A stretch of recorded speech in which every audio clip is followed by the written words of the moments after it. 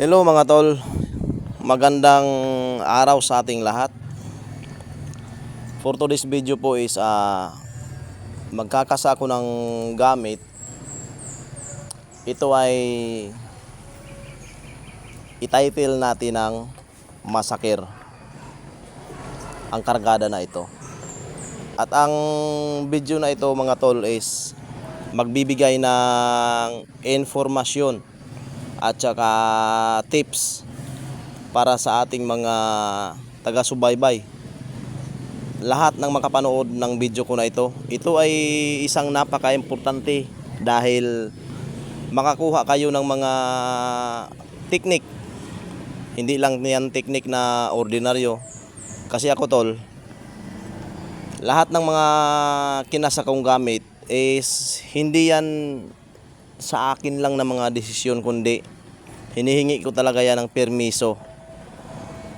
Sa madaling sabi, lahat ng mga yan ay diktasyon ng mga espiritu. Ang paggawa kasi ng gamit mga tol is may proper procedure kasi yan. Hindi yan yung basta kan lang gawa ng gawa na para bang walang laman, walang kabuluhan. Ganito yan tol, lalong-lalo na doon sa mga spiritual na hindi naman talaga dumaan sa proper na blessing para maging isang ganap na spiritual. Kumbaga nag-aral lang sila na hindi talaga dumaan sa mga master o kaya yung mga founder. Ganito yan tol ang isang paggawa ng gamit spiritual pang proteksyon, lalong-lalo na pagka yung pangkalahatan na talaga, panggirero na talaga.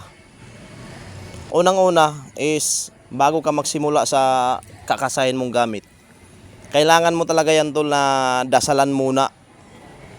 Magdasal ka muna ng 21 mystery na solid orasyon.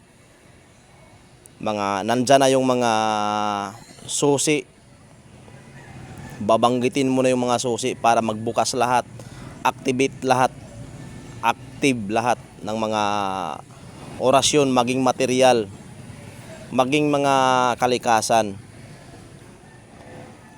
Pagkatapos mong magdasal ng 21 mystery, hingin mo sa Diyos Ama yung mga hakbang kung ano ang gagawin, ano ang maganda sa gamit na yan, paano at kung ano. Pagkatapos mo yan tol is ihip mo sa iyong katawan, sa iyong dibdib.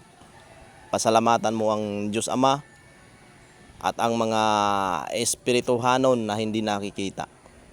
Maya-maya yan tol, isa-isa na yan magdidikta sa'yo kung ano yung gagawin mo. Kaya doon magsimula, doon ka makakuha ng idea kung paano mo ikasa ang isang gamit.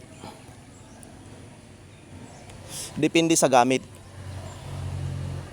At itong masakir na ginagawa natin tol, itong kargada na masakir is one eye, isang mata at saka bibig, baon ng niyog. Ngunit sa diktasyon ng espiritu is iba yung iba yung sistema niya, iba yung style na pinapagawa sa atin. Dahil yung mismong mga orasyon hindi ipapasulat sa papel, ipapasulat mismo nila sa bao at gamit ang pulang tila. Dahil ang masakir nga tol is part ng pangkumbate general, pangkalahatang proteksyon na kumbaga talagang panggiriro talaga, warrior talaga. Kaya ganun ang mga diktasyon nila. At saka yung ginamit natin na bulpi na pangsulat sa bao is red, at sa tila ay black kasi pula na yung tila, black ang bulpi na ipapagamit. Ito naman ang gamit na to na kinakasa natin tol is requested to ng ating kaibigan na spiritual. Kaya ang diktasyon ng mga espiritu, dahil spiritual lang din naman ang magdadala, kaya ganyan ang diktasyon nila. Giriro na kasahan tsaka masakir. Pula tsaka black ang gamit na ballpen. At habang nagsusulat ako niyan mga tol, isa-isa na yan dumidikta sa akin ang mga espiritu, yung iba pang mga espiritu haro. Nandyan na lahat yung mga elemento, yung mga kaluluwa, lahat na.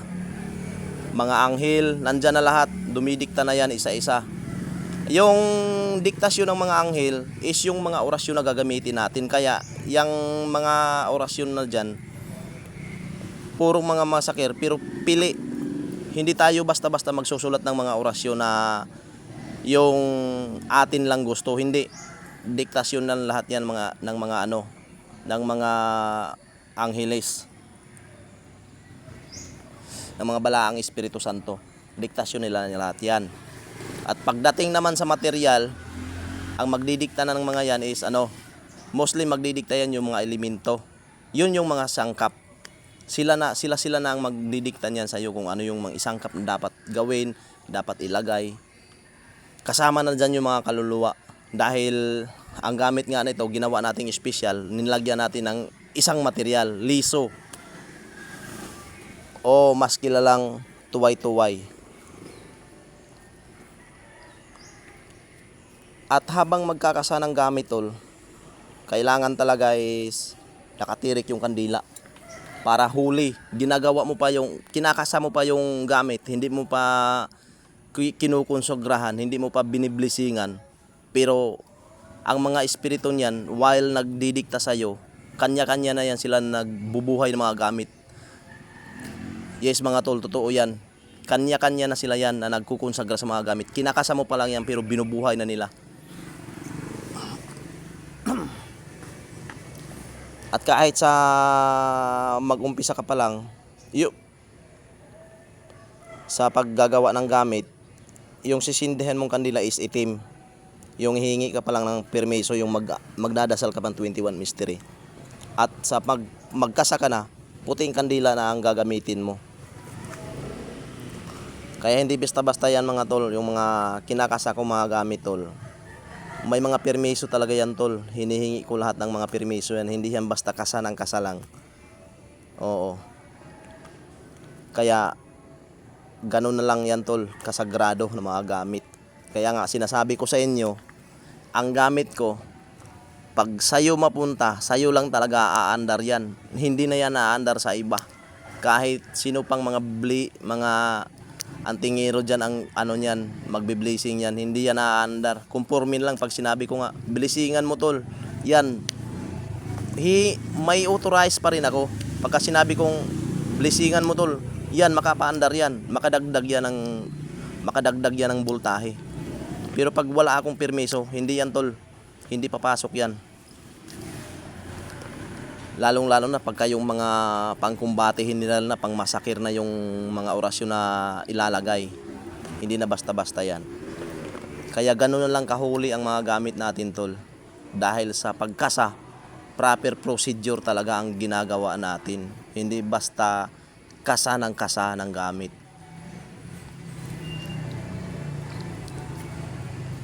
Minuli yan tol, sacrifice talaga. Hindi yan yung Kaya sa mga iba na makapanood ng video nito, tol, pwede nyo tong i-apply sa inyong pagkakasa.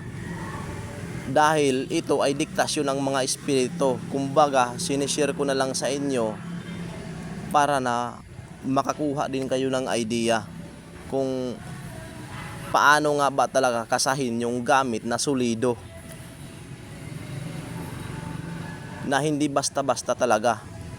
Kasi may may mga gamit kasi talaga tol na nahihigo pa ng aura pagka hinawakan ng ibang antingero na luko-luko rin.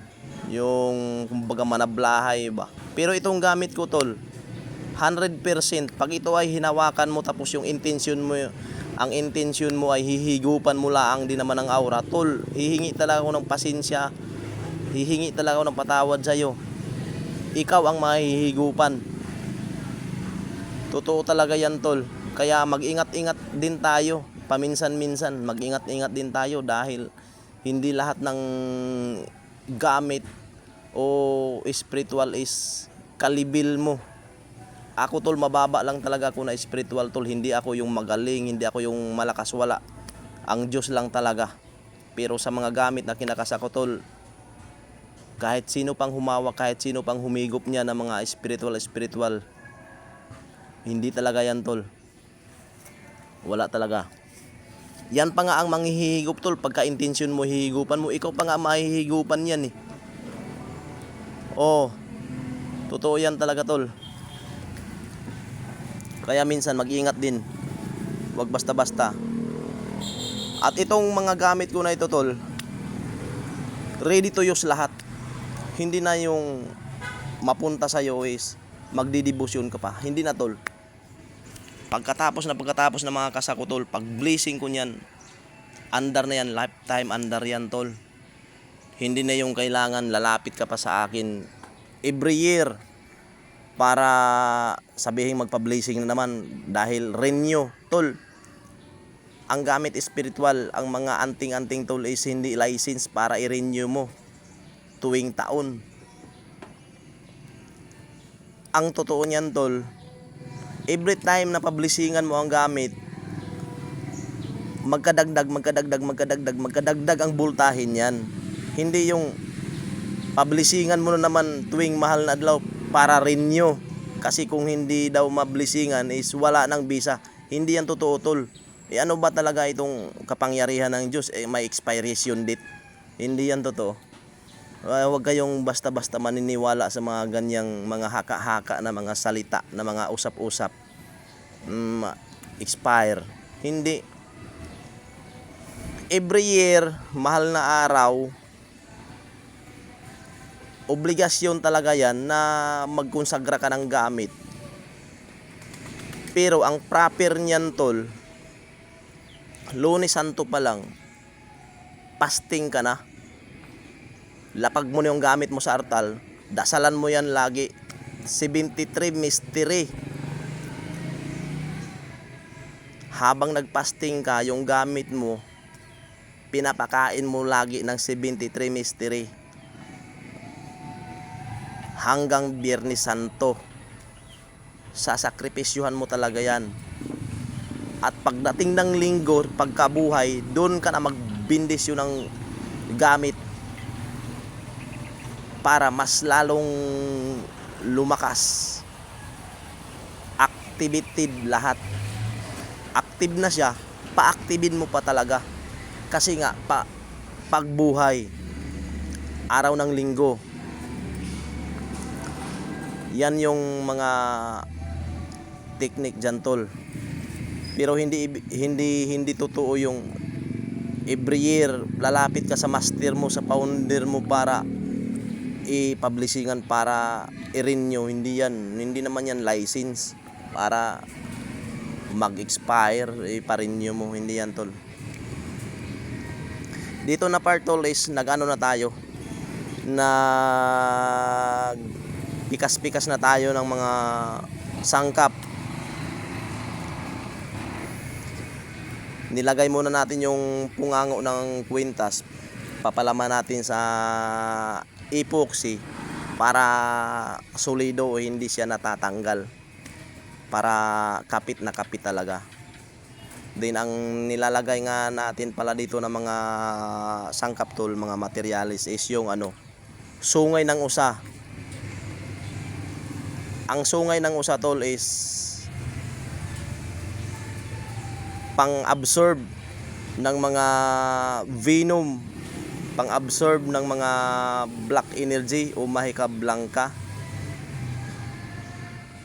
Kumbaga, ang sungay ng usa is pagka nandyan sa gamit mo, nakapalaman sa gamit mo, bao na yan, bao ng niyog ba yan or hose, ibig sabihin, yung mga lamig-lamig mo sa katawan o kaya yung mga mo sa katawan, yung mga something o mga basta mga yung mga negative, mga sakit-sakit, hihigupin yan, i-absorb niya yan. At panghupay din, tol, ang yung sungay ng usa. Panghupay din yan.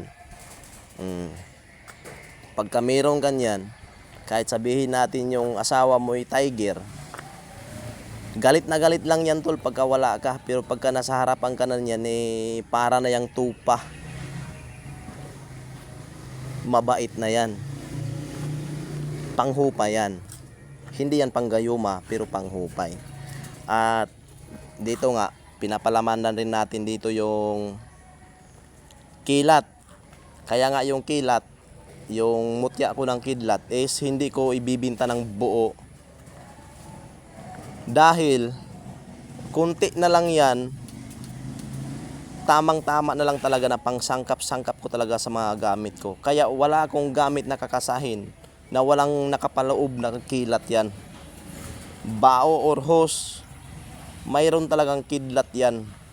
Kaya hindi ko basta-basta binibinta yung kidlat ko kasi wala na yan. Kunti na lang yan. Talagang ano ko na lang talaga yan. Inilalaan ko na lang talaga yan sa mga pangsangkap-sangkap. At dito na nga yung nilamas na natin yon, yung sinangkap na natin yung bigas, kanin, asukal at asin, at uling, abo, at saka lupa. Kasi tol, kaya natin pinapalagayan, kaya natin sinasangkapan ng asukal, asin at bigas yan. Kasi ang mga gamit mo kasi pagka nasa katawan mo is nakakatulong din yan sa kung ano ang diskarte mo. Halimbawa, mayroon kang kahit anong diskarte mo, lalong-lalo na kung mayroon kang negosyo o kaya tindahan, tol, nakakatulong din yung gamit. At saka sa hanap buhay tol, kahit gaano kahirap tayo sa sitwasyon natin, may biyaya din na darating. Balance lang yan tol. Basta kumilos lang tayo na tao, wag lang din tayong pabaya. At itong nilagay natin na abo, uling, tsaka lupa, yan tol is pangontra na hindi ka maatrasyonan. Maliban sa orasyon na iba ilalagay natin na hindi maatrasyonan. Yung abo tol is panagang na yan, pangsalag na yan sa mga sumpa. At yung uling tol, isa na rin yan panalag at sumbalik din ang uling mga tol. Kaya nga magsama talaga ang material at saka orasyon. Kung ang uling ay pang sumbalik, dapat lagyan mo rin talaga ng orasyon o pang sumbalik. Kaya magsama talaga yan. At yung lupa, pangsalag din yan sa mga susumpain ka ng tao. Hindi ka na susumpa tol kasi sinasalag mo na. At lalagyan natin dito ng yan, ito, kilat yan. Gagayatin natin yung kilat. Kukuha tayo ng kunti. Makunti malaki tol, parehas lang yung bisa. Parehas lang yung ibibigay niya na abilidad sa tao na magtatangan. At saka rubber. Yan, rubber yan tol. Gamit na gamitin yan. Kunat yan tol, kabal kunat.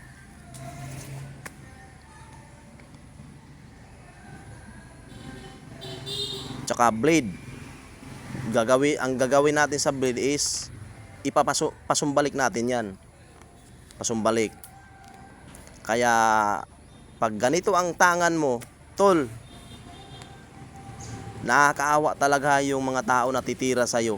Titira sa'yo ng mga palipad hangin. Nakakaawa. Talagang nakakaawa talaga 100%. At higit sa lahat tol, ang sumbalik o rebuelta ay walang gamot. Kaya nakakaawa. Kaya sinasabi ko doon sa mga iba na mga espiritual na hindi umaayos sa buhay nila, ginagawa nilang kalukuhan ang kanilang mga kaalaman, mag-ingat-ingat din talaga pag may time.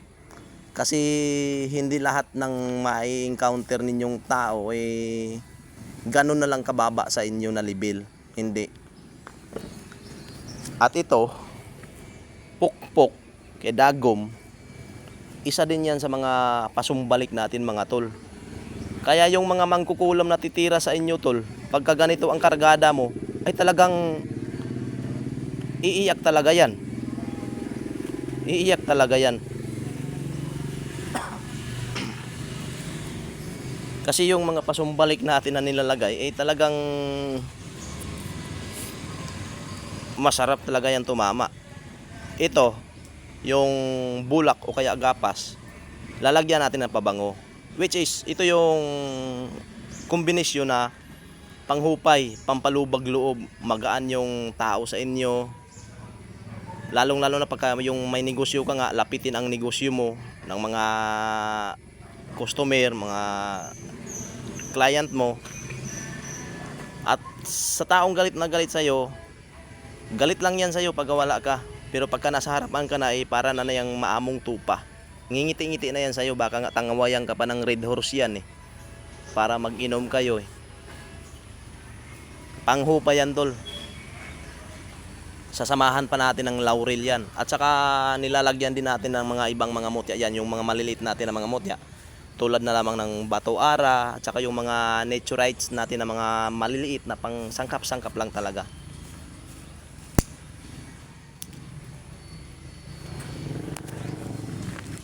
At nilalagay din natin yan ng aug, isa sa mga sangkap na pasumbalik o rebuelta. At sa negosyo o diskarte, isa din yan na babalik-balikan ka talaga ng mga mo, customer mo. At nilalagyan din natin yan ng pandakaki itim, puti at saka pula. Dahil yan ay pangontra sa mga bad energy, bad elements, sa mga kukulam, sa mga usog, hindi makakatama sa iyo. Nandiyan na yung mga saga-saga seeds na pangontra sa lason, babasagin ang mga baso o kaya plato na mayroong mga negative.